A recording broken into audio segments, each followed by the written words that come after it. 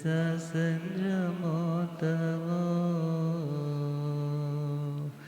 देवामितंगमं सन्ते जस धमे स्वया मनो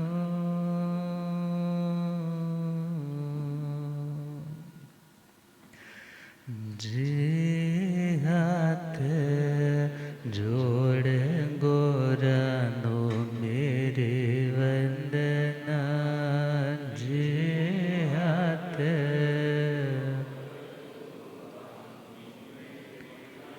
एक बार वंदना हजार बार वंदना एक बार वंदना लाख बार वंदना करोड़ बार वंदना लाख बार वंदना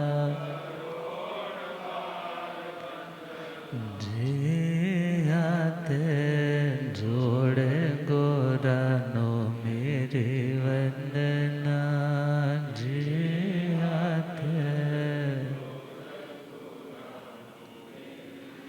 डगमग डोले नैया मेरे डगमग डोले मुझको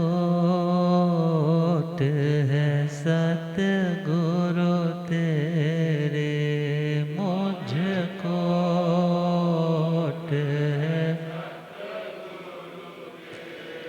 जे आसा भवसागर पार लंघना जे आसा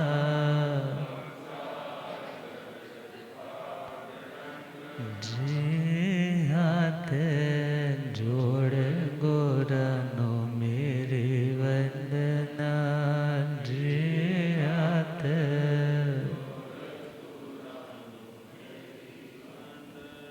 अनंत अनंत शांति के निकेतन शासनपति श्रमण भगवान महावीर स्वामी के पावन चरणारविंदों में हार्दिक भाविन वंदन नमन। मेरे अंधेरे जीवन को रोशनी प्रदान करने वाले परम उपकारी आगम ज्ञान के भंडार आगम ज्ञाता आगम पुरुष जिन शास्त्र रतन हिमाचल केसरी उपाध्याय भगवंत श्रद्धे गुरुदेव श्री जितेंद्र मुनि जी महाराज साहब के पावन चरण कमलों में हार्दिक भाविन वंदन नमन। आदरणीय सेवाभावी श्री प्रशमित मुनि जी, धर्म सभा में उपस्थित धर्म अनुरागियों, सुशीलवती माताओं एवं बहनों, असीम पुण्योदय से भाग्योदय से आप सबको संतों का समागम और वीतरागवाणी श्रवण करने का सुअवसर प्राप्त हो रहा है। श्रवण कर रहे हैं श्री महावीर स्तुति। भगवान महावीर स्वामी कैसे थे? उपमाओं के माध्यम से, तुलनाओं के माध्यम से आर्य श्री सुधर्मा स्वामी जी महाराज आर्य श्री जम्बू स्वामी जी को समझा रहे और मानो हमारे भीतर के सुप्त अवस्था में या सुप्त जागृत अर्ध निद्रा की अवस्था में हमारे आत्म स्वरूप उस महावीर को जागृत करने के उपाय दे रहे। 15वीं गाथा। गिरिवरेवा निसहायाण गिरिवरेवा रोया सेठे वलयायताण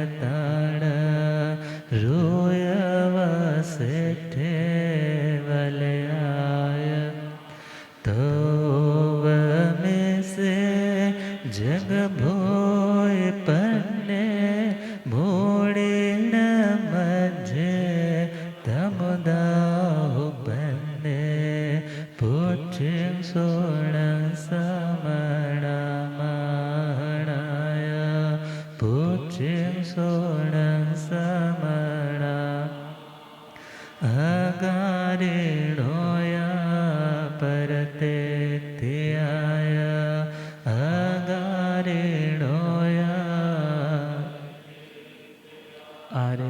सुधर्मा स्वामी जी महाराज भगवान की प्रज्ञा, भगवान की सोच, भगवान की बुद्धि को समझाने के लिए दो उपमाओं का सहारा ले रहे हैं। दोनों ही पर्वत है। पहला लंबाई की दृष्टि से बहुत विस्तृत है और दूसरा गोलाई को लेकर के बहुत विस्तृत है। गिरि वरेवा निसहायाण, हम चले तो निसहायाण। आययाण मतलब जो आयताकार लंबाई में जो बहुत लंबे है, ऐसे पर्वतों में निश्यत जो पर्वत है वो कैसा है? बहुत लंबा। अर्थात जो दीर्घ विस्तृत लंबाई में पर्वत है, उन सभी पर्वतों में निषद पर्वत गिरिवरेव, अर्थात भगवान महावीर स्वामी भी इसी गिरिवर के समान, गिरिवर इव, अर्थात इसी पर्वत के समान मानो अपने विचारों की दृष्टि से बहुत दूर का सोच करके काम करने वाले पहुंच जाए भगवान महावीर स्वामी की दीक्षा के समय। जब भगवान ने अपने समस्त आभरण, आभूषण, वस्त्र इत्यादि उतार दिए और उस समय भगवान पंचमुष्टि लोच भी कर चुके हैं, वस्त्र आदि भी दे चुके हैं और सिद्ध भगवान की साक्षी से नमो सिद्धाणं कह करके सवं पावकम्मं अकर्णिजम में आज से सभी पाप कर्म 3 करण और 3 योग से मेरे लिए करने लायक नहीं है, ऐसी प्रतिज्ञा जैसे ही उन्होंने की है और उन्हें वो चौथा ज्ञान मन परिज्ञान पैदा हो जाता है। मगर इससे पूर्व जैसे ही भगवान ने वस्त्र इत्यादि का त्याग किया है, शक्रेंद्र महाराज, स्वधर्मेंद्र महाराज उसी वक्त भगवान को क्या सौंपते हैं? एक देवदोष्य वस्त्र, एक बहुमूल्य कीमती वस्त्र भगवान के कंधे पे रख देते। भगवान इस टाइम दूर की सोचते। कैसी सोचते? भगवान को तो जरूरत नहीं है, भगवान तो अनासक्त है। भगवान ने तो उस कपड़े से सर्दी के टाइम में दीक्षा होने जा रही है, हेमंत ऋतु में, और सर्दी में भगवान ने कभी सर्दी से बचाव के लिए उस कपड़े का प्रयोग नहीं करना है। कोई मच्छर इत्यादि जब गो शीर्ष चंदन इत्यादि लगे होंगे तो भंवरे भी आएंगे, वो भी तकलीफ देंगे, मगर भगवान ने उनको हटाने के लिए भी उस कपड़े का प्रयोग नहीं किया। फिर भी भगवान ने उस वस्त्र से इनकार क्यों नहीं किया? जब उसका प्रयोग ही नहीं करना तो उसको लिया ही क्यों? तो उसके पीछे भी रीजन था, उसके पीछे भी एक सोच थी, उसके पीछे भी एक दूर का विचार था, लक्ष्य था। कौन सा? यदि आज मैं वस्त्र लूँगा तो मुझे आने वाले टाइम में अपने साधु समुदाय में 2 तरह के विभाग करने हैं। कितनी तरह के? पहला स्थविर कल्पी, दूसरा जिन कल्पी। जिन कल्पी बोलो या स्थविर कल्पी बोलो, अर्थात जब मैं आज कपड़ा नहीं लूँगा तो मेरे आने वाले संत कपड़ा कैसे ले पाएंगे? तो भगवान ने उस कपड़े को अनासक्त भाव से, बिना कोई आसक्ति के, उसको क्या कर लिया? ग्रहण कर लिया। चाहते तो मना कर देते, मुझे ज़रूरत नहीं, मगर उन्होंने ग्रहण कर लिया। और भगवान चलते हैं, विचरते हैं, और कथाकारों ने तो ऐसा भी कहा है कि वह देव शर्मा नाम का ब्राह्मण भी प्रभु के पीछे पीछे चल रहा है। वो सिद्धार्थ महाराज को जानता है और उसने सुना भी था कि ये क्या दे रहे हैं, वर्षी दान दे रहे। समय बीत गया, पहुंच नहीं पाया, घर लौटा तो घर वाली ने बहुत डांटा, कहने लगी आप ही निकम्मे हो, नहीं तो दुनिया के लोगों ने तो अपने भंडार भर लिए, आप भी जाइए, आप भी कुछ लेकर के आइए। जैसे ही वो चले हैं तो देखा कि अब तक तो वो दीक्षित हो चुके हैं, अब तो उनके पास कुछ भी देने वाला नहीं है। मगर जब उनका ध्यान गया कि यह वस्त्र बहुत कीमती है, तो कथाकारों ने कहा है कि उन्होंने भगवान से याचना की, भगवान ने उसकी तंग दस्ती को, गरीबी को, निर्धनता को देख करके करुणा के वश हो करके आधा कपड़े का टुकड़ा फाड़ करके उसको दे दिया। शास्त्र में यह घटनाएं नहीं है, मगर शास्त्र में देवदुष्य की तो बातें आ जाती है, मगर ये बात नहीं। खैर भगवान ने वो अनुकंपा कर दी और आगे बढ़े तो समय बीत रहा है, लगभग 13 महीने हो गए। कितने महीने? और वह समय भी आया जब भगवान महावीर स्वामी मोराक सन्निवेश से विहार कर रहे, उत्तरा वाचाला की ओर बढ़ रहे, और रास्ते में एक नदी आती है जिसका नाम है स्वर्णकूला।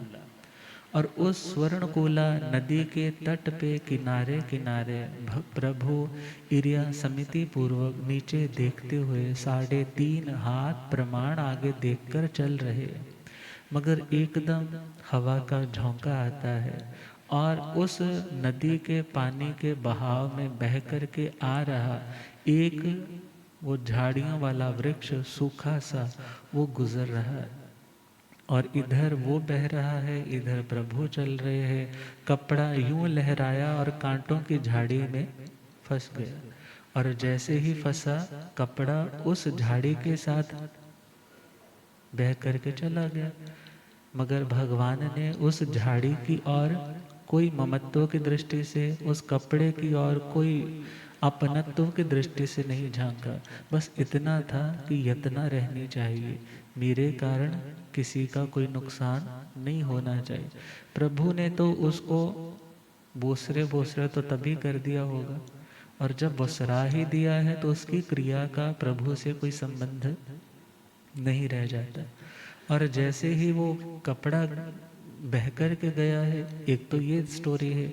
दूसरी स्टोरी है कि झाड़ी में कपड़ा अटका और कपड़ा पीछे रह गया, कपड़ा पीछे रह गया। भगवान ने पीछे मुड़ कर के देखा, भगवान ने पीछे मुड़ कर के देखा, तो कई कथाकारों ने कह दिया भगवान ने पीछे मुड़ के क्यों देखा, क्या भगवान को उसके प्रति ममत्व था? तो नहीं। पहला कारण था कि वो योग्य स्थान पे गिरा है, किसी ऐसे स्थान पे तो नहीं गिरा जिससे किसी को कष्ट पहुंचे। और दूसरा, कपड़े के गिरने की पोजीशन के अकॉर्डिंगली भगवान ने ये देखा कि मेरे आने वाले संतों को कपड़ा सुलभ होगा। कपड़ा क्या होगा? वस्त्र सुलभ, इजीली मिल जाएगा। ये मत है निरुक्तिकारों का, जिन्होंने भगवान के जीवन के ऊपर बहुत सुंदर विवेचन लिखे हुए। तो खैर भगवान जब 13 महीने के बाद जा रहे थे स्वर्णकूला नदी के तट के पास से, तो ये निरुक्तिकार ने कहा है कि वो पानी के बहाव के साथ झाड़ी बहकर आई है, उसके साथ बह कर के चला गया। मगर भगवान वहाँ पर भी कैसे रहे? स्टेबल। अर्थात जब मिला था तब भी उसे अपना नहीं माना था, और जब गया है तो कोई दुख नहीं हुआ। क्यों दुख क्यों होता है? जब किसी को हम अपना मान बैठते। तो भगवान ने उसे अपना मानना ही नहीं। क्यों नहीं माना? क्योंकि जो अपना है ही नहीं उसको मानना ही क्यों?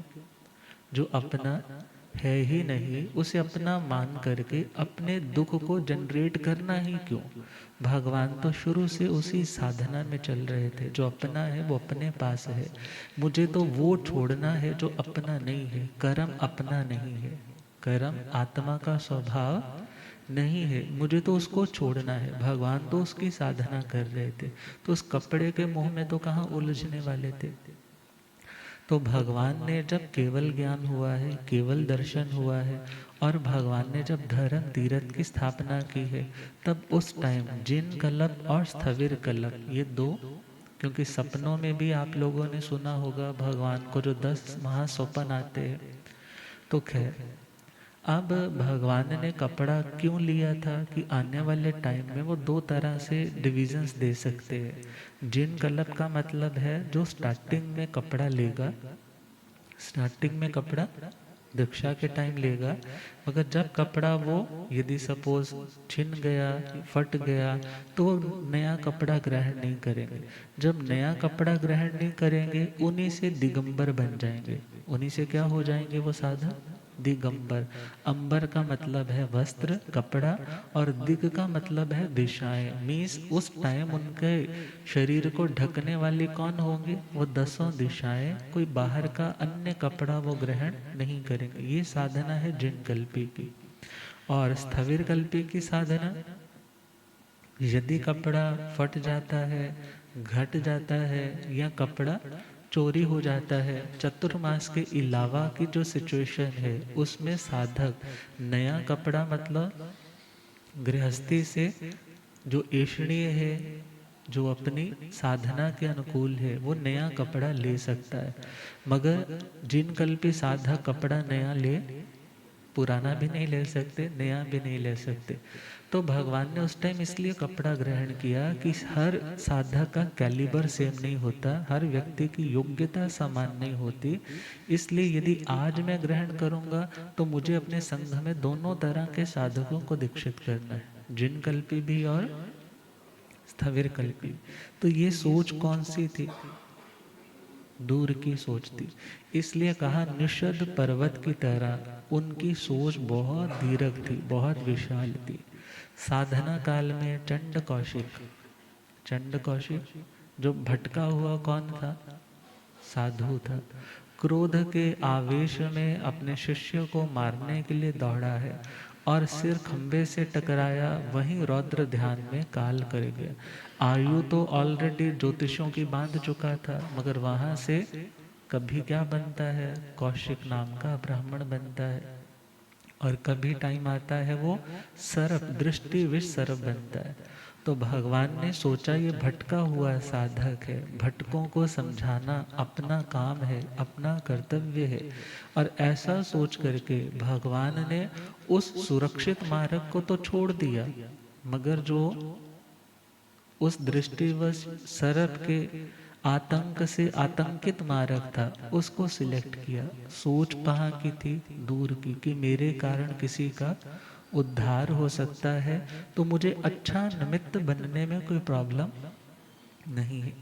और आगे चले, भगवान चंदन बाला जी को तारने के लिए आए। किसको तारने के लिए आए? भगवती आर्या चंदन बाला जी, जो वसुमती थी, महलों की वो राजकुमारी थी।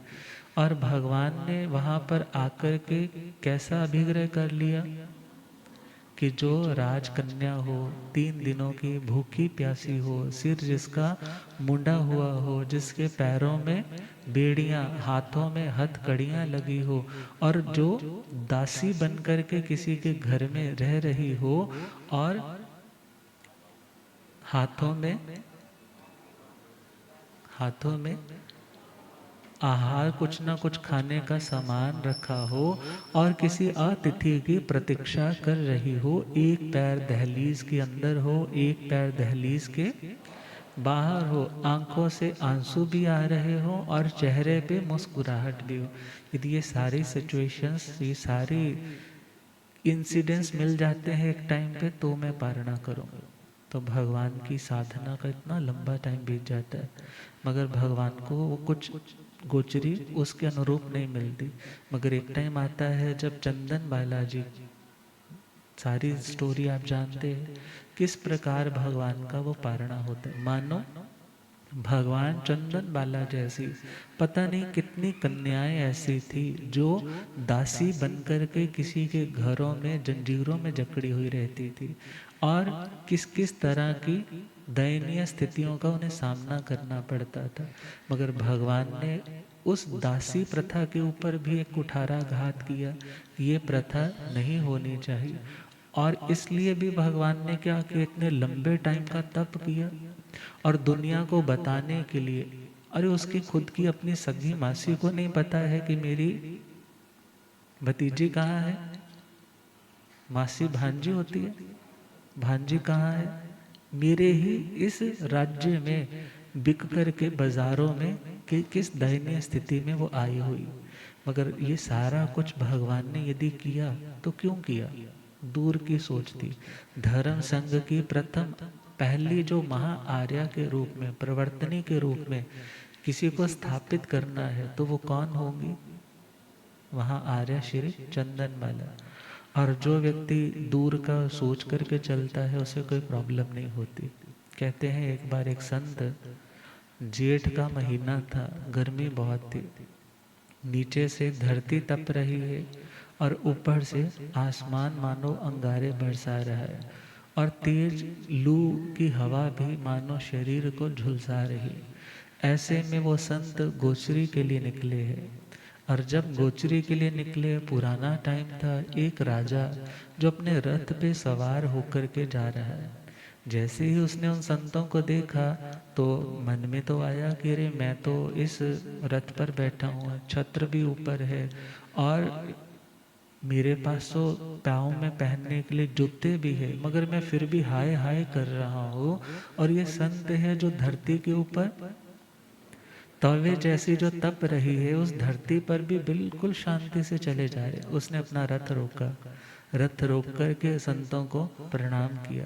कहने लगा, महात्मा जी आप बहुत करने वाले हो। आप कैसे हो? आप बहुत करने वाले हो। अच्छा ऐसा कीजिए, आज धूप बहुत ज़्यादा है, आप मेरे ये जूते पहन लीजिए। क्या कर लीजिए? आप मेरे ये जूते पहन लीजिए। वो कहने लगे, भाई तेरे इन जूतों को यदि पहनूंगा तो मुझे भिक्षा कौन देगा?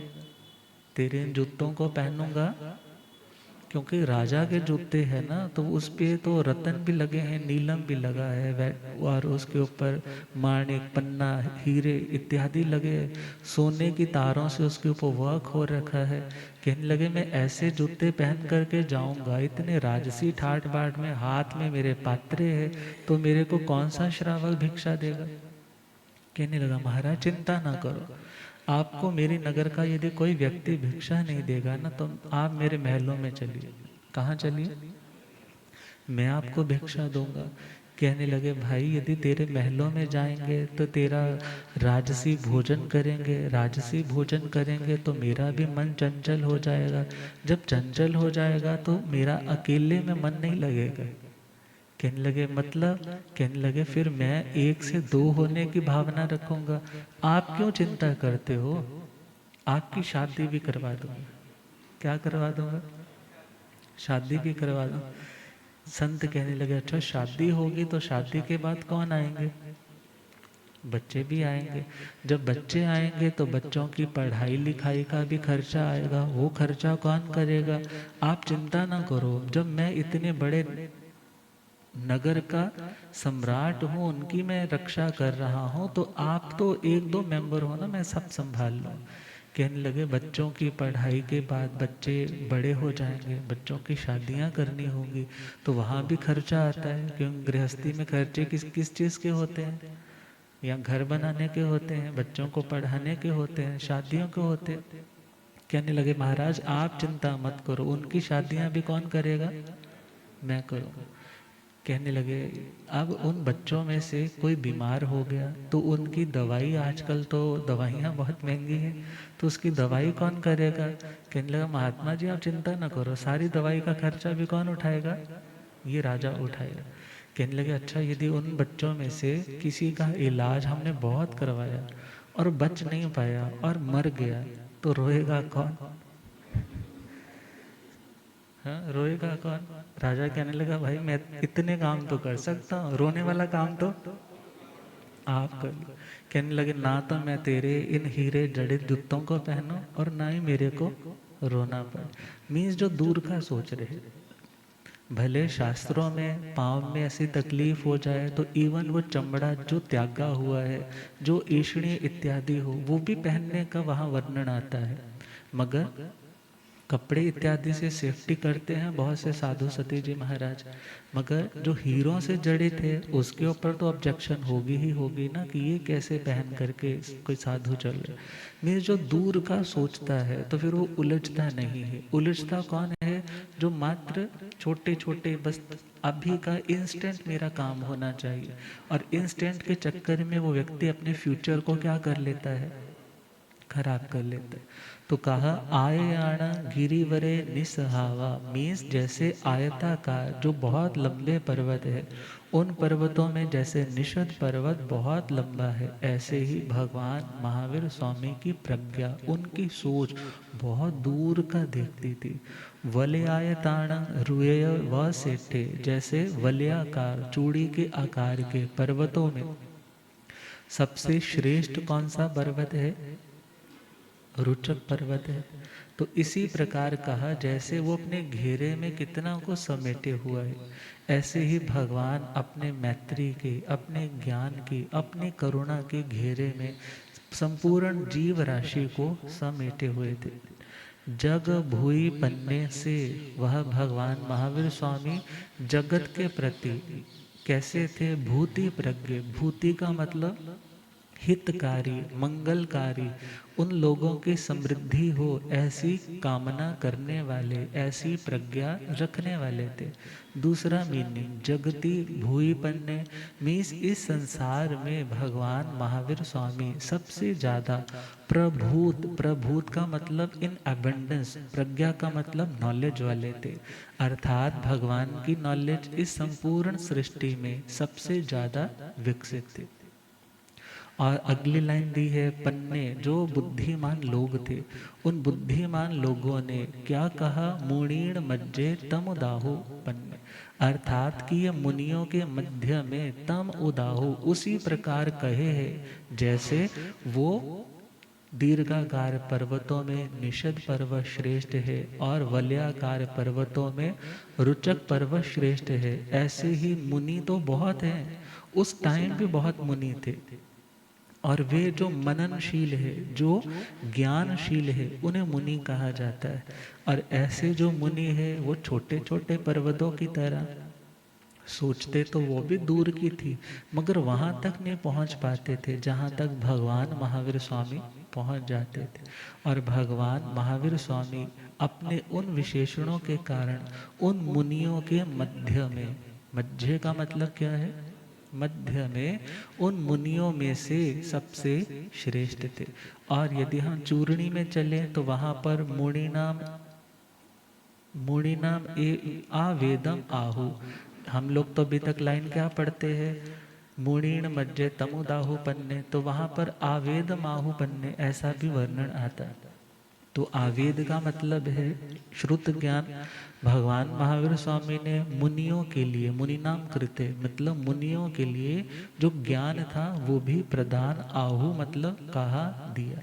तो इस प्रकार हमारा यह वाला टॉपिक, ये जो लाइन है ये कंप्लीट होने जा रही है। इसमें दोबारा से समझना है भगवान दीर्घ दृष्टा थे, इसीलिए भगवान ने अपने रूल सारे के सारे बहुत कुछ मॉडिफाई कर दिए। पहले तो 4 महाव्रत चले आ रहे थे, भगवान ने कितने महाव्रत कर दिए? चौथा महाव्रत जो था बहिद्धा दानंग वीरमणंग था। बहिर का मतलब है बाहर का, अपने स्वभाव से जो बाहर की चीजें हैं, परिग्रह भी आ जाता है और पर स्त्री भी आ जाती है और अन्य कोई भी स्त्री इत्यादि आ जाती है। तो उस व्रत को अभी तक कहाँ पर मान्यता थी? भगवान पार्श्वनाथ जी के शासन तक, बीच के 22 तीर्थंकरों के। मगर भगवान महावीर स्वामी ने देखा कि मेरे टाइम के जो लोग हैं वो वक्र जड़ होंगे। कैसे होंगे? वक्र का मतलब टेढ़े दिमाग वाले। कैसे? और जड़ का मतलब है उनको जल्दी से बात समझ नहीं आएगी। और वक्र मतलब हृदय में सरलता नहीं होगी ज्यादा, और जड़ता का मतलब बुद्धि में इतनी ज्यादा स्फूर्ति नहीं होगी। अब ये रूल कैसा है? जो मेजॉरिटी को लिए हुए, मतलब ज्यादातर लोग ऐसे होंगे, उनमें से कोई विरले महापुरुष ऐसे भी होंगे जिनमें सरलता भी होगी और प्रज्ञाशीलता भी होगी। मगर भगवान ने देखा कि ये लोग तो फिर तोड़ मरोड़ करके इन नियमों की धज्जियां उड़ाने लग जाएंगे, इसलिए भगवान ने क्या कर दिया? उस चौथे महाव्रत के जो 2 भाग इकट्ठे कंबाइंड थे, उसको क्या कर दिया? दोनों जो थे वो दोनों महाव्रत अलग अलग कर दिए। और अभी तक तो कोई भी रंग का कपड़ा पहन सकते थे, बिकॉज उन साधकों का कपड़े के प्रति कोई मोह नहीं होता था।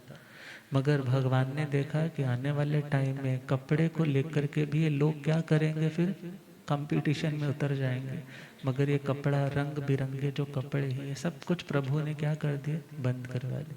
सिर्फ एक कपड़ा होगा, एक यूनिफॉर्म होगी, एक रंग होगा, और वो कौन सा?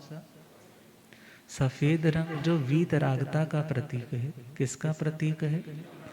वीतरागता का मतलब कि दुनिया का कोई रंग नहीं है जिसके ऊपर, और उस साधना को, साध्य को साधने के लिए जो अपनी साधना करेंगे, ऐसे साधकों का, जो पीस को डिनोट करने वाला, अहिंसा को बताने वाला, वीतरागता को बताने वाला, ऐसे रंग का ही वस्त्र धारण करेंगे। ये क्यों किया भगवान ने? दूर का सोचा। क्यों किया भगवान ने? दूर का सोचा। और भगवान सभी को अपने प्रेम के दायरे में समेटने वाले थे। चंड कौशिक के लिए भी प्रभु गए, और जहाँ जहाँ भी भगवान को लगा कि मेरी ज़रूरत है, ये तरने वाला है, तो भगवान ने वहाँ जाने से कभी खुद को रोका नहीं। तभी तो क्या लिखा है, जिनु सतगुरु प्यारा मिल जावे, ओनो राम सहारा मिल जांदा, जिनो सतगुरु प्यारा मिल जावे, ओनो राम सहारा। होंदे रुड़दे जांदे नैया नो है पार किनारा मिल जांदा, होंदे रुड़दे जांदे नैया नो है पार किनारा। ओ भव सागर विच भटके ना, ओ मोह अटवी विच अटके ना, ओ भव सागर विच अटके ना, ओ मोह अटवी विच अटके ना, ओ गर्भ जून विच लटके ना, ओनो मुक्ति दवारा मिल जांदा, जिनो सतगुरु प्यारा मिल, ओनो राम सहारा। जेड़े सबर सबूरी कर लेंदे, ओ ताने मेहणे जर लेंदे, जेड़े सबर सबूरी कर लेंदे, ओ ताने मेहणे जर लेंदे, ओना अपने आप दे अंदर ही भर पूर नजारा मिल, जिनो सतगुरु प्यारा मिल जावे, ओनो राम सहारा। होंदे डूबदे जांदे नैया नो है पार किनारा मिल जांदा, जिनो सतगुरु प्यारा मिल जावे, ओनो राम सहारा। और जिन्हें भगवान का सहारा मिले, तो उसे तो फिर किसी और सहारे की ज़रूरत नहीं। तो कहा भगवान महावीर स्वामी जो दीर्घ दृष्टा थे, जो चाहता है मैं भगवान जैसा बन पाऊँ, तो उसको भी अपनी सोच को क्या करना पड़ेगा, विस्तृत विस्तृत। और जिसकी सोच सीधा मोक्ष तक की है, तो फिर वो रास्ते में उलझता, वो सोचता है क्यों इससे मैंने वैर लेना, क्यों मैंने इससे राग करना, जब अपना है ही नहीं तो फिर क्यों मुझे उलझना। और फिर वो हर उलझन को सुलझाना शुरू कर देता है। कौन? जो दूर की सोचता है और जो सबको अपने प्रेम के दायरे में समेटने की कोशिश करता है, फिर वो किसी के प्रति भी किसी भी तरह का रोष इत्यादि मन में रखता नहीं। तो भगवान महावीर स्वामी जैसा बनना है तो हमें दीर्घ दृष्टा बनना होगा, अपने ज्ञान का क्या करना होगा, विस्तार, अपने प्रेम का विस्तार करना होगा। अब 16वीं गाथा है। अणोत्तरं धम्ममोए रहता, अणोत्तरं धम्ममोए रहता, अणोत्तरं जानवरं जियाए, अणोत्तरं जान सो सुख सुख अपगान सुख संखिंदुए गंत वंदात सुख पूछिं सोण समणा माणाया, पूछिं सोण समण अगारिणोया परते ध्याया, अगारिणोया। भगवान महावीर स्वामी कैसे थे और उन्होंने दुनिया को दिया क्या? प्रश्न आता है ना। हम उनको मानने तो परिवार में भी उसी पेरेंट्स को बच्चे ज़्यादा मानते हैं, उनकी बात को मानते हैं। जो माता पिता बच्चों को कुछ ना कुछ देते रहते हैं, और जो माता पिता बच्चों को उल्हानों के अलावा कुछ नहीं बल्ले देते, तो फिर बच्चे भी उनको पूछते ज़्यादा। मगर भगवान ने ऐसा क्या दिया जो आज भी लाखों लोग उनको मान रहे हैं, उनकी बात को मानना चाहते हैं। यदि नहीं मान पाते तो खुद को कोसते हैं कि हम सही ट्रैक पे क्यों नहीं चल पाते। तो ऐसे भगवान ने दिया क्या? तो कहा आर्य श्री सुधर्मा स्वामी जी फरमा रहे हैं, आणुत्तरं धम्मं मोई रहता। भगवान महावीर स्वामी ने आणुत्तर, आणुत्तर का मतलब जिससे ऊपर और कुछ नहीं है, जिससे ऊपर कुछ और नहीं है, ऐसे उस सर्वश्रेष्ठ, उस सर्वोत्तम धर्म का कथन किया।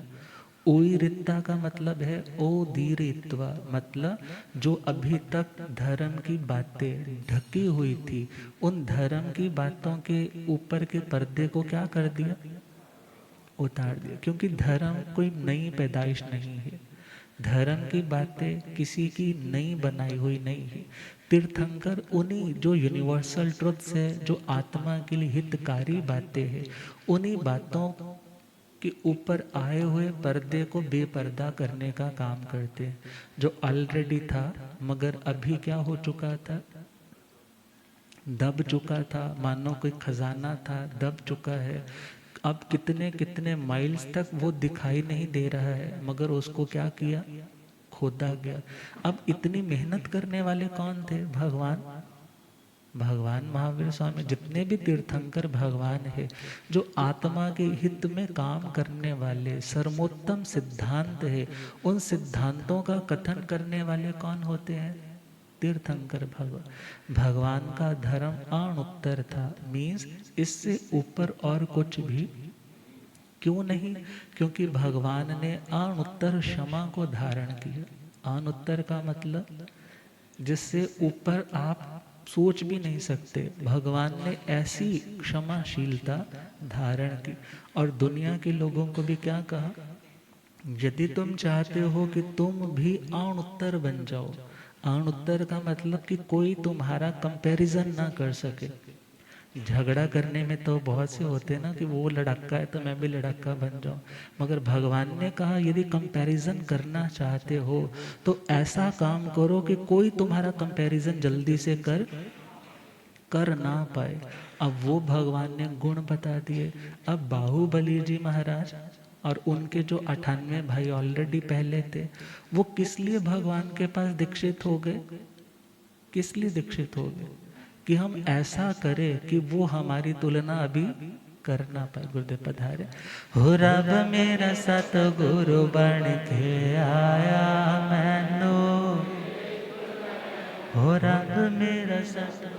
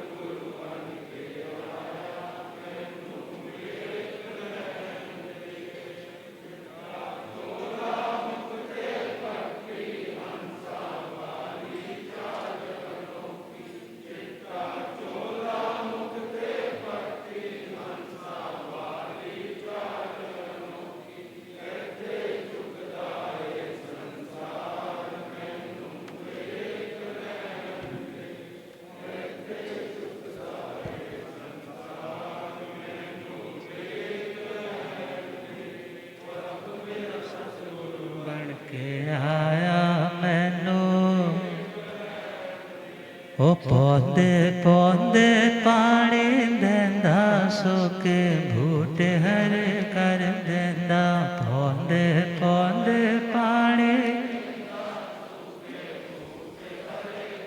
ओ केड़ा माले बन के आया मैनू वेख लैण दे, ओ केड़ा माले बन के आया मैनू, हो रब मेरा सतगुरु बन के आया मैनू। भूलिया गम ज्ञाता आगम पुरर्जन शास्त्र तन हिमाचल केसरी उपाध्याय भगवंत श्रद्धे गुरुदेव श्री जितेंद्र मुनि जी। तो उन 98 पुत्रों ने ऐसा कर डाला कि बाहुबली जी उनसे क्या हो गए, लेट हो गए। दशारण भद्र राजा का वर्णन आता है शास्त्रों में।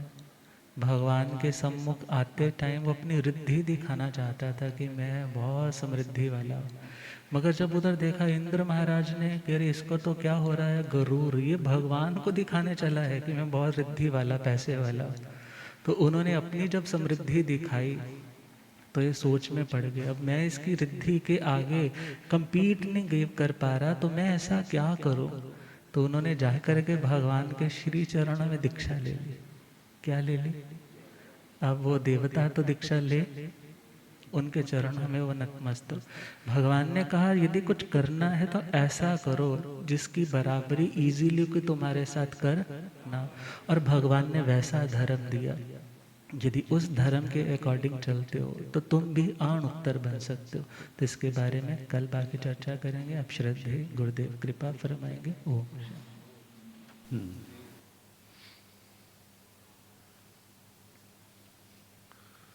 जीर्ण वर्ण अनुरता